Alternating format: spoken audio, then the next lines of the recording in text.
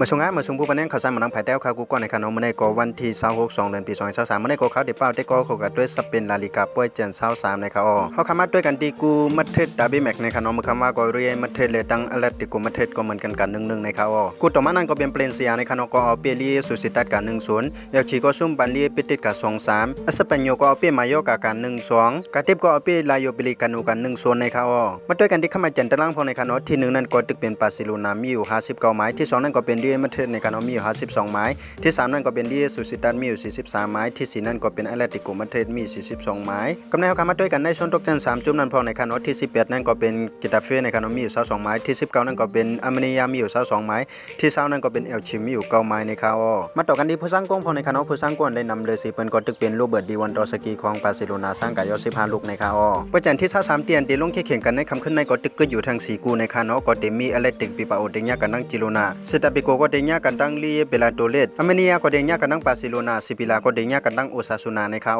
เอาคัดตั้งเซนักหมดก็มีจังหนึ่งในคณะสันติวัฒน์ได้ก็ขอเกี่ยวด้วยส่งด้วยลองข่าวสารมานํภายใต้ในก็อย่าไปลืมกดไลค์และกดติดตามไว้ในคณะกำเนิดส่วนในก็ขย้อนสู่บันให้ผู้บันแนงข่าวสารมานํภายใต้ใครอยู่หรือมีเงินทางหลีกคือเปิ้นกันกูกลัวกูควรสิกำค่าข่าวสารมานํภายใต้ใหม่สงค่า